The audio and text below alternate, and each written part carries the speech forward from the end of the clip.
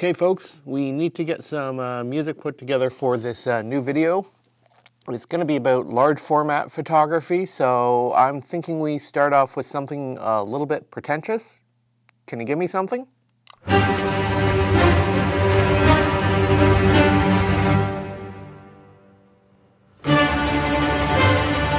That's good, but I think that's a little bit too much. How about a jazz number? I think that would work well.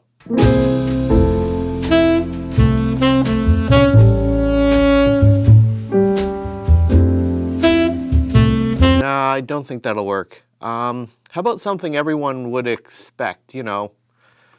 I think you know what I mean. Some sort of indie jazz, indie guitar solo piece. Do you think you can do one of those for me?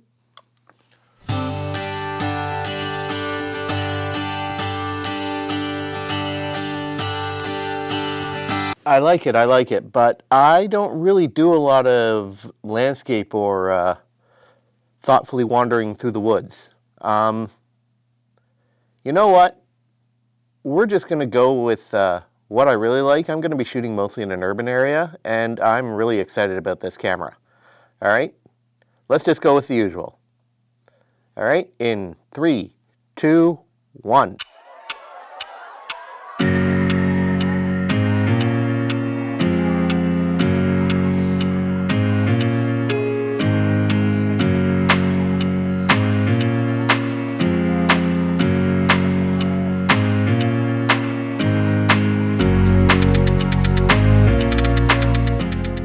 Hey there friends, welcome back to the channel. My name's Alex Lokes and today I have a camera review for you. Actually, I'm going to be reviewing for you the biggest camera in my toolkit. That is the Graflex Crown Graphic. And this has been my 4x5 of choice for many years now. It's actually the third 4x5 that I've owned and the one that has survived. So like always, let's head back to the studio. I can share a little bit about the camera's background, my impressions of it, and a brief tour of the functionality, and I will meet you back here in a few. So what really makes the history of the Crown Graphic interesting is the fact that it doesn't actually start with cameras, but rather bicycles and gas lighting fixtures. William Fulmer and William Schwing formed the Fulmer and Schwing Corporation in 1897, producing gas lighting fixtures and contract bicycles for the Sterling Corporation. Unfortunately, gas lighting, while still used, was waning in popularity as New York City had been using electric lights starting in 1882. So William Fulmer would go on and start producing bicycle-mounted cameras that they could just purchase the plan and then just manufacture them. But it was in 1898 that he would produce a prototype of his own camera, designed and built from the ground up by Fulmer and Schwing. This was released in 1899 as the Graflex reflex camera. As the name suggests, this is a single lens reflex camera with a focal plane shutter that could shoot speeds up to 1/1000th of a second. Pretty fast for those days. It took sheet films with sizes from 2x3 to 5x7, and it quickly gained popularity, especially among press photographers and professional photographers because of the compact nature and ease of use of the camera. By the 20th century, this had put a target on Fulmer and Schwing's back, specifically from Rochester, New York, and the Eastman Kodak Company. And the one thing you need to realize about Eastman Kodak is that they got what they wanted. And in 1905, they purchased the camera manufacturing portion of Fulmer and Schwing, renaming it to the Fulmer Graflex division of Eastman Kodak and moving the entire operation to Rochester, New York by 1907. Production of the reflex type cameras would continue, but Kodak wanted something new and different. They wanted a large format press camera that used a rangefinder instead of a single lens reflex design, making for a smaller, more compact, and lightweight camera. The result was 1912's Speed Graphic. Today these are known as top handle models because of the placement of the carrying handle. By the end of the decade, the front standard proved far too small to accommodate modern shutters and lenses. Before Kodak could release a new model, an antitrust ruling in 1921 forced Kodak to divest itself of several divisions. Unable to find a buyer for Graflex Fulmer, the company stayed in Rochester, but as its own independent corporation. The Fulmer Graflex Corporation officially formed in 1928. The same year they released their new model of the Speed Graphic. Today these are known as pre-anniversary models. The only real change between the original Speed Graphics and the pre-anniversary models is that it had a much larger front standard and lens boards to accommodate the modern lenses and shutters that were being produced by camera manufacturers of the day. This camera remained relatively unchanged until 1940, when the anniversary Speed Graphic was released. This added a link between the body and the folding board to allow for wide-angle lenses to be used and focused using the focusing mechanisms on the board itself. The biggest change came 7 years later in 1947. This is when the pacemaker models of the Speed Graphic and the first model of the Crown Graphic were released. These had a lot of changes. On the Speed Graphic, there was an improved shutter, focal plane shutter, which was lacking on the Crown Graphic model. This meant that the Crown Graphic could be thinner, smaller, and lighter than the Speed Graphic. It also added a new Graflock film back, which accommodated improved use of accessories, including better use of roll film adapters. Eventually you could buy Polaroid backs that would work really well with the Graflock. And even today you can mount instant film like that uses Instax wide onto your Crown Graphics using this Graflock interface. It also added a camera body shutter release and a new style of sheet metal lens boards. The Crown Graphic changed very little through its initial release. The biggest change came in 1955 when they changed the position of the rangefinder from the one side to a top-mounted unit. Production of the Crown Graphic continued unchanged at that point until 1973. And by this point, Graflex's customer base had eroded with the rise in popularity of 35mm and 120 cameras within the professional and journalistic market. It had been passed around through a couple of corporations, and since 1968 had been a part of the Singer Corporation. Yes, the sewing machine manufacturer. But unfortunately, in 1973, they were no longer economically viable, and the intellectual properties were sold off to both Cambo and Toyo, and Graflex as a company had ceased to exist. Despite this fact and a bad ending for this wonderful corporation, these cameras are still relatively popular today, and I personally love my Crown Graphic. So let's take a closer look at this beautiful piece of mid-century equipment. And here it is, the Graflex Pacemaker Crown Graphic. My copy was built after 1955, as you can see from the top-mounted rangefinder, but before 1968 because it still has the original Graflex Corporation manufacturing plate on the lens bed. The camera itself looks far older than it actually is, and you've probably seen one in period movies like Cinderella Man or caught its iconic flash unit in Star Wars. This folded up, the camera is compact. It is with a leather covered wooden body, and even deployed, the camera is far lighter than it definitely appears. But if you are doing a lot of work, you do really want to use this thing on a tripod. It makes life so much easier, especially if you want to get that full large format experience. It's a camera that stands out in the crowd, and I have talked with many people about it when I'm using it in the field. I would go so far as to call the camera even handsome. The construction quality is excellent, and it shows a great attention to detail by how nice this camera still looks in 2024. I don't use this camera as often as I should. It is time consuming to get everything prepared for getting this out into the field and using it. But I'm always happy when I do. It takes a lot of effort, time, and attention to really give you that full experience, and it's just a fun camera to use. Even sitting here looking at it, I am being inspired to get out into the field and start shooting this for you for this review. It's really a happy accident how I came across this camera. because my original large format was a heavily modified anniversary speed graphic, which I picked up in Rochester, New York from a chain-smoking Dutchman, Dick Ross, in his shop in the city. And it had been heavily modified. In fact, it had the focal plane shutter, the thing that makes a speed graphic, stripped out of it. But unfortunately, given the age and the condition it was in, it fell apart in a few years, which is truly unfortunate. And I happened to be going through Burlington Camera on my way out to the Niagara region, and I saw this sitting on the shelf, and I knew I had to buy it.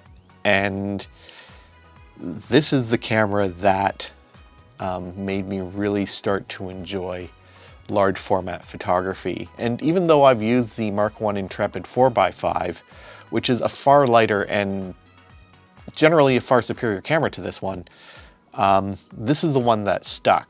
Like, my Intrepid has since fallen apart. This thing has been dropped, it's been bumped, and it is still in stunning condition.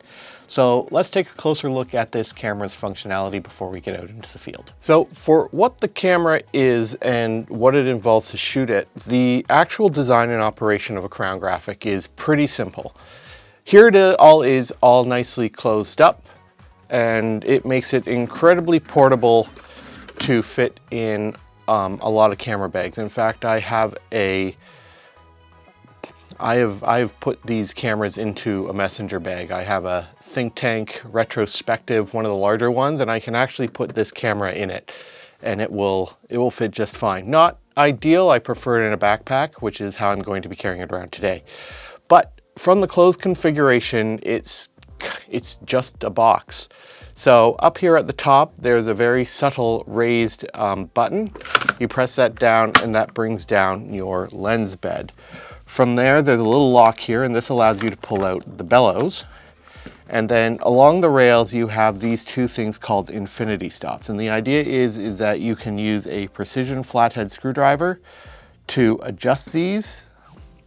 And it's super nice because the previous owner actually marked where the infinity stop is, I think for the 135 or 147 millimeter lens, and then you just sort of line up the infinity marks using your focusing knobs here, and then bring the bellows out to those infinity stops and lock it in place, and there you go. And once you do it like this, the rangefinder will now work, so you can actually shoot this camera then handheld. And it's just a simple rangefinder. It's a top mounted one, so you look through here and then you use the focusing knobs to adjust your focus and line up the patch.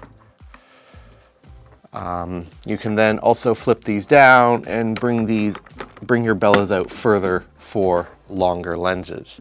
Now, if you are shooting a wide angle lens like a 90 millimeter, you actually have to you can't bring the bellows out onto the bed. And if you leave it like this with the bed out flat, you're going to get vignetting. You're going to catch the bottom part of the lens. So you simply press these struts again, and you bring it down, and you lower the bed just slightly. It's not a lot, but it means that you aren't going to catch the edge. And because everything is linked, you can actually still focus the camera while the bellows are still inside the body. Believe me, that is a trick that I learned very, very early on, the first time I used the 90 millimeter lens for this camera. So as you can see here, I actually don't have a lens mounted. The lens is held in by these two clips, and here's a lens here, and it's mounted on a lens board.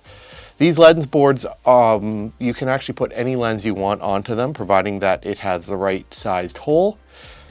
And yeah, it just mounts on like this, and you bring the two clips down, and you got the lens mounted ready to go. And then all your exposure controls are actually on the lens itself, from setting the aperture, cocking the shutter, and the shutter release. Right here, this is your body release for shooting handheld. And you can see there's this little cam here. And actually for this to work, you need to adjust the lens so that, and then install a metal piece onto here so that it will manually trip the shutter when you press it. To aid in composing your shots, you have a offset viewing tube, so you need to watch out for parallax error with this one. Or you can bring up a sports finder, and then it actually has a ladder sight, so kind of like a gun sight in this case. I don't really shoot this camera handheld, so I don't use these things, so they just sort of sit here. On the back, this is your Graflex back. Open it up, this is where you slide in your film. You can also remove the ground glass finder to put on any sort of accessories like a roll film back or the Lomography Graflex back to shoot Instax wide. And the best part is that it has an integrated lens hood. So it does help in a pinch, especially if I forget my focusing cloth, but I have rarely done that since I left one at home and picked up my current one at a Walmart in Sydney, Nova Scotia, which is simply a bath towel.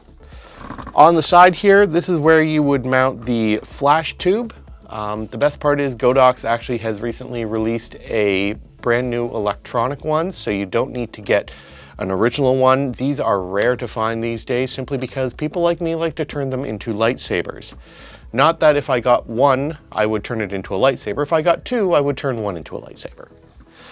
Okay, so one of the most powerful parts of large format photography is the ability to do movements. Now, these are incredibly limited on a press camera because it's not really designed for that sort of thing, but it doesn't mean it lacks movements. You have these two thumb screws here. This will control your front standards, front rise and front fall. This is really great if you want to sort of are in a tight space and you can't really go any further away from the subject to get the whole thing in frame. You can simply bring up your front standard and it helps compensate. And then also if you have to do any sort of moving the tripod that the camera is mounted on, you can compensate by using a tilt. Again, not a lot, but enough to get by. And the final type of movement in this camera is shifting, where you can actually shift the standard. So you unlock the bellows and there's this little tab here you press, and then you can shift left, right. Not a lot of movements. You have no movements in your rear standard. You also can't physically rotate the back into a portrait orientation, but I don't really shoot portrait orientation that much with this camera. I do a lot more in landscape orientation. It's just my style, nothing against the that composition. And then once you're done with the camera, you simply pull the focus all the way back, bring the bellows back into the body, lock them in place, press the struts, and close it up. And we're ready to go, but first we're going to have to go and get some film loaded into holders. So one of the most annoying parts about shooting large format is loading film. Now, you could go the easy way and get a roll film back for your camera, and the great part is that the Crown Graphic does actually support that. But I shoot large format to shoot large format, so you got to take the good with the bad. So usually I would use a change bag to do this in, but since I'm loading so many holders, it's going to be a lot easier using these dark rooms here at Sheridan to actually load six holders at a time and not be working in an enclosed space. One thing I always make sure that I do when I load film is to lay everything out in an order that I want it, and then I use nitrile gloves. So I got everything I need in the room. I'm gonna go in here and I will see you in a bit.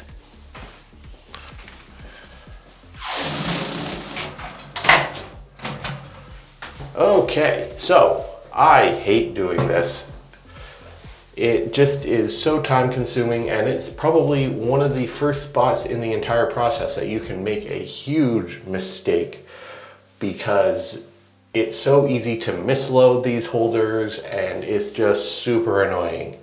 But you know what? That's why I don't always shoot large quantities of this film at a time. Like 12 sheets is big for me. That's a lot of film that I'm putting through my camera for this review. But you know what? Patience, time, and if you've never done it before, get some old burner sheets of film and practice in the light, practice with your eyes closed, and just do it until you have it down and it's drilled into your mind and it's completely muscle memory.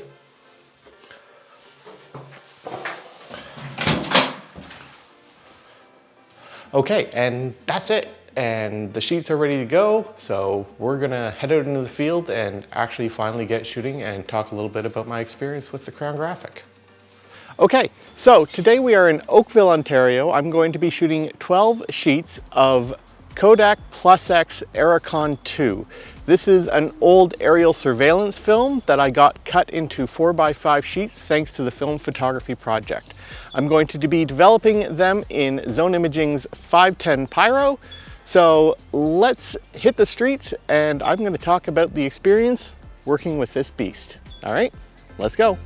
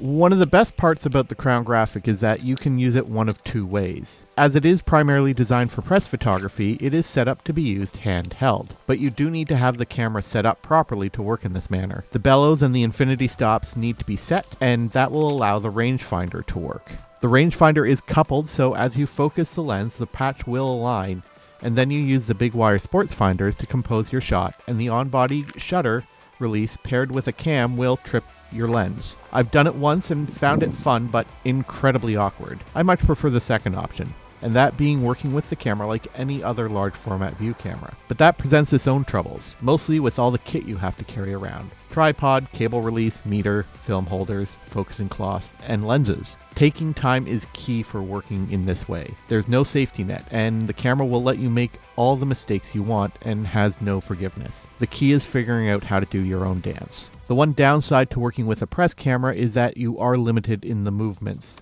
Only the front standard moves and you got rise, tilt, and shift. But despite these limitations, the camera works well for my photography, and I always enjoy working with it in the field. It's the perfect fit for how I approach large format, and it certainly has survived longer than my previous two cameras. And while it's always a struggle to bring myself to use it, I'm always pleased with the results I get, providing I don't get too cocky and foul something up in the process.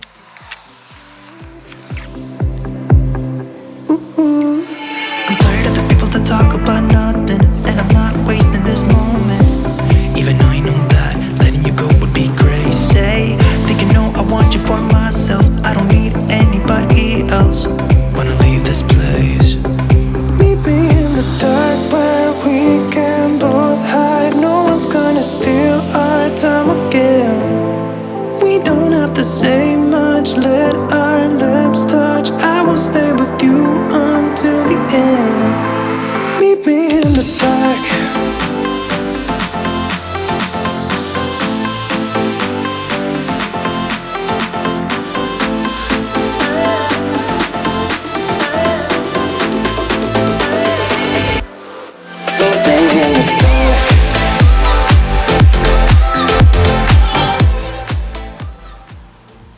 Well, there I have it, all 12 sheets shot.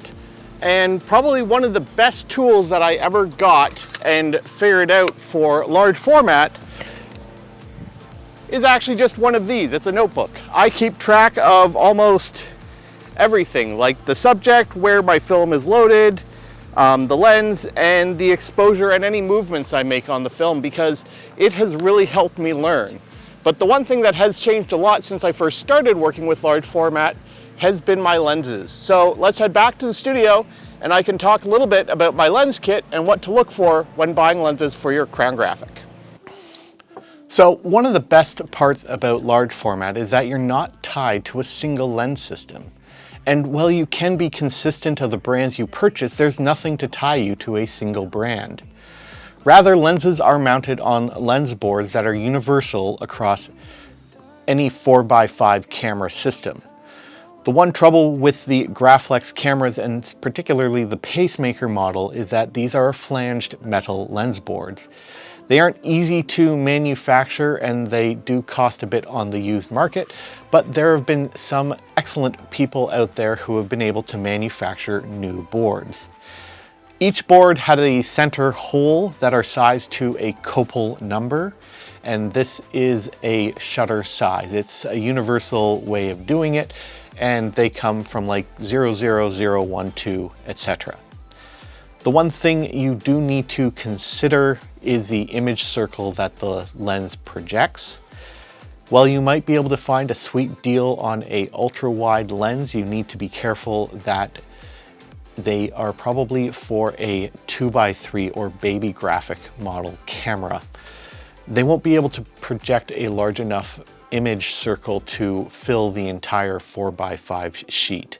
The one thing you can do is that if you have a lens that works on an 8x10 or a 5x7, they will work on a 4x5. And another thing you do need to take into consideration is that sometimes the lens circle is large enough to fill the sheet, but as soon as you start doing camera movements, it will start to show vignetting around the edges.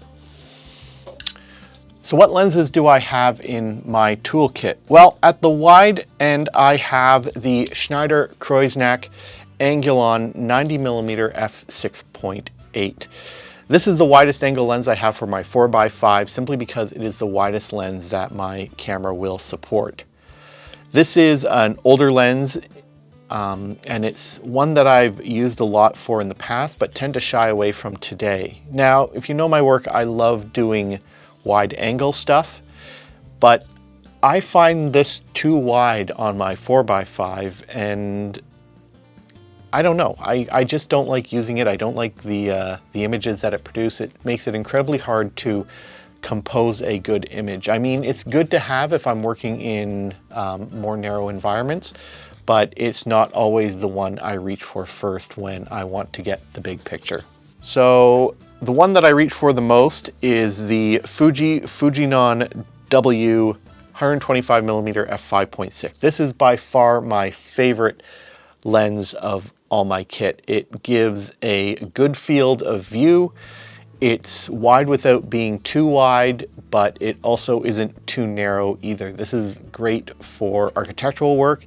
It projects a large enough image circle that I can do all the movements with my front standard. And I really like the fact that it stops all the way down to f64, so I get an incredibly deep depth of field. A good 90% of my work is shot on this lens if you take a look at my back catalog, simply because it just makes the world look like how you see it. So that's why this is my top choice for working in 4x5. But sometimes you want something a little bit to get in a little bit closer, and that's where your normal lens is. And this is the Fujinon WS 150mm f5.6.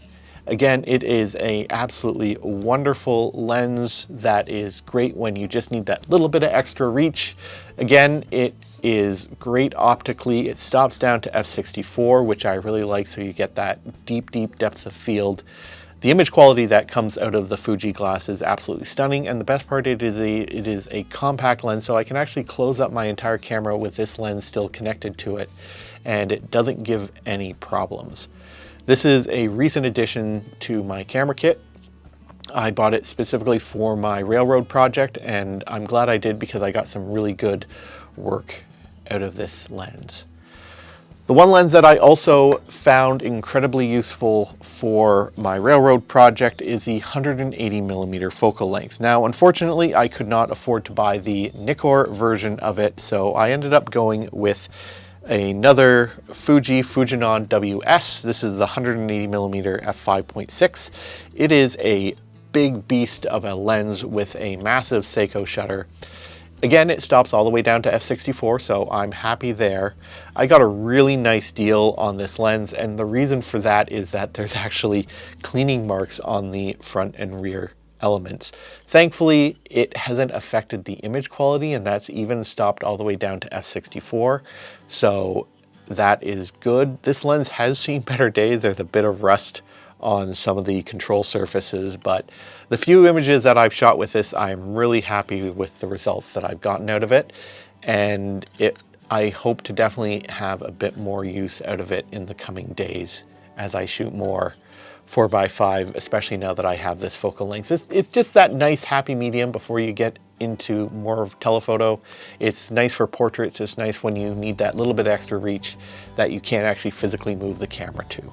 This is the oldest lens in my collection, both by date and ownership. This is a Kodak Ektar 203mm f7.7. This is the lens that I got with that original speed graphic, and it has just moved over through both the Intrepid and the Crown graphic. I've actually had to get a new board and a custom hole drilled through it to fix the Kodak Supermatic flash shutter. This is a legendary Kodak Ektar lens. It's not the legendary Kodak Ektar lens for 4x5. That's the 147mm f4.7. This is a lens actually designed for a 5x7 camera, and it's designed to be measured in inches instead of in the metric system, which is why it's such a weird size, 203mm. I really like the contrast that I get out of this camera because it is a Tessar design. So it's nice, it's older, it's a classic look. I don't use it that often, but I keep it around simply because of its age. And then I have my big boy, the Schneider Simar S 210mm f5.6. This lens I absolutely love.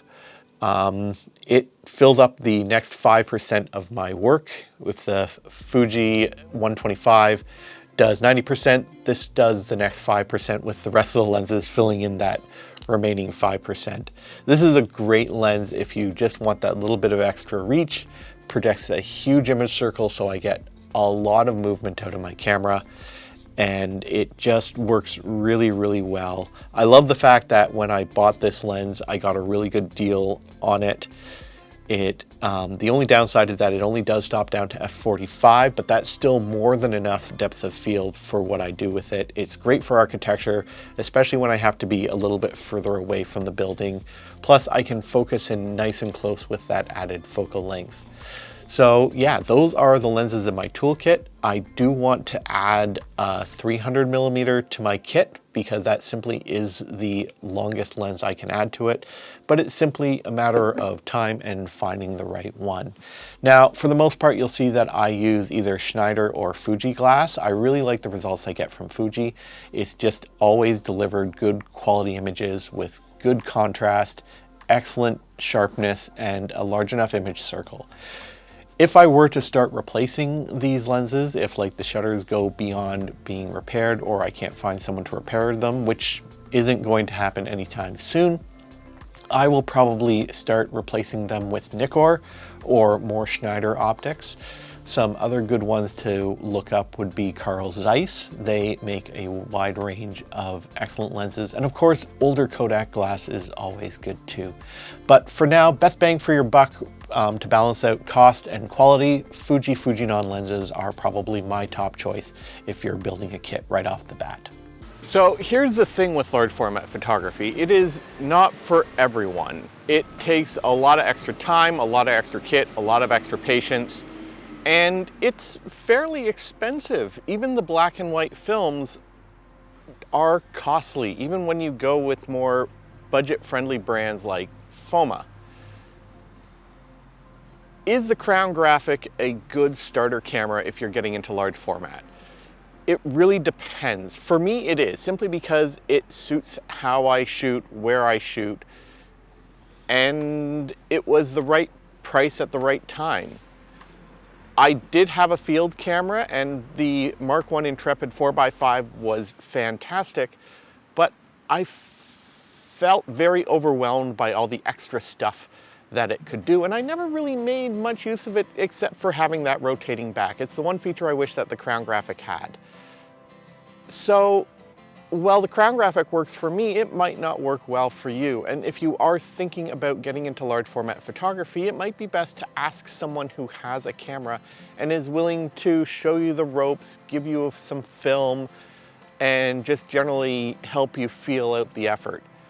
I find the effort always worth it, despite not shooting it the format that often. I find that I still have the groove, still have the muscle memory to keep doing it, even with months, even years between picking up the 4x5.